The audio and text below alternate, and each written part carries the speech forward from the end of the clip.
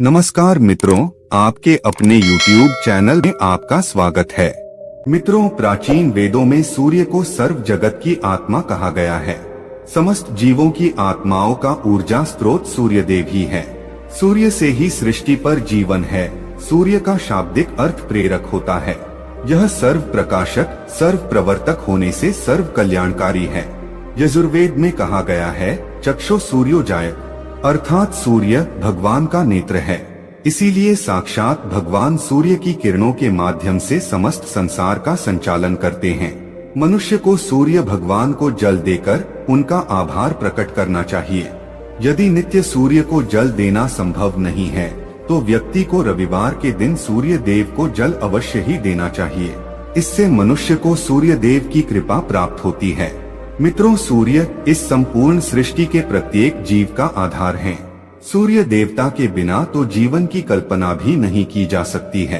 परम तेजस्वी सूर्य देवता की उपासना करने की परंपरा अत्यंत प्राचीन काल से चली आ रही है। सूर्य देवता की पूजा के साथ ही उन्हें अर्घ्य देने का भी प्रचलन है। सूर्य देवता को अर्घ्य देने से मनुष्य के जीवन में कई सकारात्मक और चमत्कारी बदलाव होते हैं। भगवान श्री राम से लेकर भगवान श्री कृष्ण भी सूर्य देव को अर्घ्य दिया करते थे। भगवान श्री कृष्ण ने सूर्य देव की महत्ता का वर्णन कई बार किया है। रोज सूर्य देव को जल चढ़ाना एक ऐसा नियम है जो आपकी जिंदगी में बहुत बड़ा बदलाव ला सकता है। सूर्य की शक्ति इतनी अलौकिक है कि इसके बिना ये पूरी धरती तहस नहस हो सकती है। सूर्य देव प्रकाश, सकारात्मकता, इंद्रिय संयम, ऊर्जा आदि के देवता है। अगर आप जीवन में निराश और हताश महसूस कर रहे हैं, आपका मन आपके वश में नहीं है, आपका स्वभाव अत्यंत क्रोधी है, आप अपने काम भाव पर नियंत्रण नहीं कर पा रहे हैं, शरीर में बेचैनी महसूस होती है और आपका मन नकारात्मक विचारों से भरा हुआ है, तो आप सूर्य देव की उपासना अवश्य करें। सूर्य देव को मात्र जल चढ़ाने से आपके सभी संकट दूर हो सकते हैं। संसार की हर परेशानी का हल सूर्य देव के पास ही है। आपकी हर समस्या का समाधान सूर्य को जल अर्पण करने से ही प्राप्त हो सकता है। सूर्य देवता की उपासना करने से आत्मा की शुद्धि होती है और मनोबल बढ़ता है। सूर्योदय के समय सूर्य की किरणों से वातावरण पवित्र और सकारात्मक बन जाता है। यदि प्रतिदिन आप सुबह स्नान करके सूर्य देवता को मंत्रों का उच्चारण करते हुए जल चढ़ाते हैं तो इसके आपको कई फायदे होंगे। कुछ ही समय में आप खुद इसका प्रभाव महसूस करेंगे कि सूर्य देव की कृपा से आपका जीवन कितना बेहतर हो गया है। आप पाप, रोग, भय आदि दोषों से मुक्त हो जाएंगे और आपका जीवन खुशियों से भर जाएगा। आपका शरीर स्फूर्ति युक्त, रोगों से मुक्त हो जाएगा और आप प्रत्येक कार्य को उत्साह से कर पाएंगे। कुंडली में अन्य ग्रहों की तरह ही सूर्य के शुभ या अशुभ स्थिति में होने से हमारे जीवन पर भी इसका शुभ या अशुभ प्रभाव पड़ता है। कुंडली में सूर्य यदि शुभ स्थिति में होता है तो हमें समाज में भरपूर मान सम्मान, यश और प्रसिद्धि मिलती है। वहीं कुंडली में यदि सूर्य अशुभ स्थिति में हो तो इसके विपरीत परिणाम मिलते हैं। इसलिए कुंडली में यदि सूर्य की स्थिति मजबूत करनी है तो ज्योतिष शास्त्र में कुछ ऐसी चीजों के बारे में बताया है जिन्हें पानी में डालकर सूर्य देव को अर्घ्य देने से शुभ परिणाम प्राप्त होते हैं। किंतु मित्रों, कई मनुष्य सूर्य को जल देते समय बहुत सी गलतियां कर बैठते हैं। सूर्य को जल देते समय महत्वपूर्ण नियमों का पालन नहीं करते हैं। गलत तरीके से अर्घ्य देकर सूर्य देव का अपमान नहीं करना चाहिए, अन्यथा मनुष्य को कई कष्टों का सामना करना पड़ सकता है।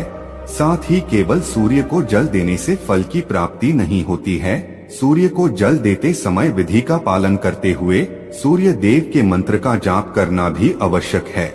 तभी सूर्य को जल देने का फल मनुष्य को प्राप्त होता है। ज्योतिष शास्त्र के अनुसार सूर्य देव अप्रसन्न होने पर मनुष्य की बुद्धि का नाश हो जाता है। उसे चारों ओर से अपमान का सामना करना पड़ता है।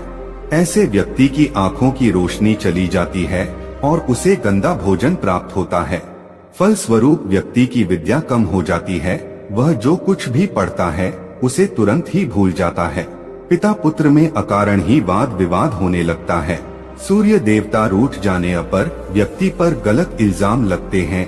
और उसके हाथ से अनजाने में कई अपराध हो जाते हैं। इसीलिए व्यक्ति को अनिष्ट कार्य करके सूर्य देव को रुष्ट नहीं करना चाहिए। इस प्रकार से सूर्य देव का हमारे जीवन में सबसे अधिक महत्व है। यदि आप अपनी मनोकामनाओं की पूर्ति करना चाहते हैं तो सूर्य देव की उपासना अवश्य करें। आइए जान लेते हैं सूर्य को अर्घ्य देने के वह महत्वपूर्ण नियम कौन से हैं। सूर्य को जल देते समय हमें कौन सी गलतियां नहीं करनी चाहिए और सूर्य को जल देते समय कौन से मंत्र का जाप करना चाहिए ताकि हमें सूर्य उपासना का संपूर्ण फल प्राप्त हो। सबसे पहले तो हम यह जान लेते हैं कि सूर्य को अर्घ्य देने का अर्थ क्या होता है। तो मित्रों, अर्घ्य देने से तात्पर्य यह है कि सूर्य देवता को भक्ति भाव से जल अर्पण करना। यह जल आप दोनों हाथों की ओंजल बनाकर या तांबे के पात्र में शुद्ध जल भरकर उसे सूर्य देवता को समर्पित करें। लेकिन ध्यान रहे कि यदि आप हाथों की ओंजल बनाकर सूर्य देवता को अर्घ्य दे रहे हैं तो अपने हाथों की तर्जनी और अंगूठे को एक दूसरे से जोड़कर ना रखें, यानी कि एक दूसरे का स्पर्श ना होने दें। दोनों हाथों के अंगूठों को फैलाकर रखें। यदि हम तर्जनी और अंगूठे को जोड़कर रखते हैं तो यह राक्षसी मुद्रा बन जाती है और इस मुद्रा में सूर्य को अर्घ्य देना अशुभ माना जाता है। यदि आप पात्र में जल भरकर सूर्य देवता को अर्घ्य दे रहे हैं तो भी उस पात्र को दोनों हाथों के अंगूठे का स्पर्श ना हो, इसका ध्यान रखें। अर्घ्य देते समय अपने दोनों हाथों को ऊपर उठाकर पात्र को पकड़े और सिर झुकाकर रखें। सूर्य देवता को अर्घ्य हमेशा सूर्योदय के समय देना चाहिए। उगते हुए सूर्य की उपासना करना हमेशा ही शुभ होता है। सूर्योदय के 2 घंटे बाद अर्घ्य देने का कोई भी औचित्य नहीं होता है। यदि किसी कारणवश आप सूर्योदय के समय अर्घ्य ना दे सके तो 3 बार अर्घ्य देने के बजाय 4 बार अर्घ्य दें और सूर्य देवता से क्षमा मांग लें। इससे दोष कम हो जाता है। सूर्य को जल तांबे के पात्र में ही देना चाहिए। तांबा को सूर्य देव की प्रिय धातु माना गया है। इसीलिए सूर्य को जल देने के लिए केवल तांबे से बने पात्र का ही प्रयोग करना चाहिए। अन्य धातुओं से बने पात्रों में सूर्य को अर्घ्य देने से कोई लाभ प्राप्त नहीं होता है। परमात्मा ने सूर्य को जगत में प्रकाश करने, संचालन करने, अपने तेज से शरीर में ज्योति प्रदान करने तथा जठराग्नि के रूप में आमाशय में अन्न को पचाने का कार्य सौंपा है। इसी कारण से तांबे के पात्र में रखे जल को पीने से व्यक्ति पेट से जुड़े रोगों से भी मुक्त हो जाता है। उस तांबे के पात्र में गंगाजल या पवित्र नदियों का जल भरें।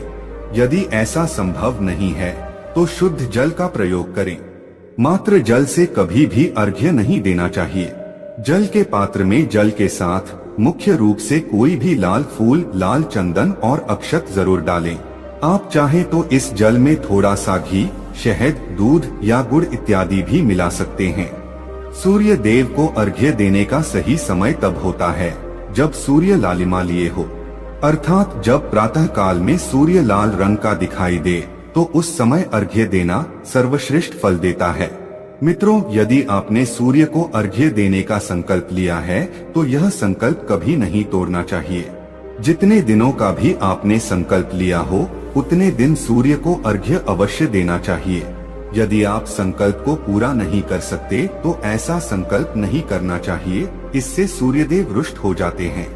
दोस्तों, भगवान श्री कृष्ण ने सूर्य देव को जल देने का मंत्र बताया है जिसका उच्चारण अवश्य ही करना चाहिए। वह मंत्र इस प्रकार है: ओम खगोलकाय नमः। इसके अलावा आप ओम घृणी सूर्याय नमः इस मंत्र का जाप भी कर सकते हैं। इस मंत्र का उच्चारण करके सूर्य को जल देने से दरिद्रता का अंत होता है और व्यक्ति को सुख समृद्धि की प्राप्ति होती है। दोस्तों, सूर्य देव की महिमा अपरंपार है और प्रतिदिन ही हमें उनका आभार मानना चाहिए। परंतु ज्योतिष शास्त्र में मुख्य रूप से रविवार का दिन सूर्य देवता का दिन माना जाता है। इसलिए अपनी कुंडली से सूर्य दोष को दूर करने के लिए आपको रविवार के दिन विशेष रूप से सूर्य देवता का उपवास रखना चाहिए और सूर्य से संबंधित वस्तुओं का दान करना चाहिए। सूर्य देव से संबंधित वस्तुएं हैं तांबा, गेहूं, गुड़, चंदन तथा पीले रंग के वस्त्र आदि। इन वस्तुओं का रविवार के दिन दान करने से व्यक्ति के सभी दुखों का अंत होता है। यदि आप बीमार है अथवा घर में सूतक है या अन्य कोई समस्या है जिसके कारण आप सूर्य देव को अर्घ्य नहीं दे पा रहे हैं, तो इसके लिए शास्त्रों में मानस पूजा का प्रावधान किया गया है। यानी कि आप अपने मन में ही सूर्य देव को अर्घ्य दे सकते हैं। मित्रों, सूर्योदय पूर्व दिशा से होता है और यदि किसी कारणवश सूर्य देवता दिखाई नहीं दे रहे हैं तो आप उनका मन ही मन स्मरण करके पूर्व दिशा की ओर मुख करके उन्हें अर्घ्य दे सकते हैं। लेकिन कभी भी सूर्य को अर्घ्य देने का संकल्प ना छोड़े। तो दोस्तों, इस प्रकार से आप भी सूर्य देव को अर्घ्य देकर सूर्य देव की कृपा प्राप्त करें। तो दोस्तों, यह कहानी आपको कैसी लगी हमें कमेंट सेक्शन में जरूर बताना और अच्छी लगी हो तो इस चैनल को सब्सक्राइब जरूर कर लेना।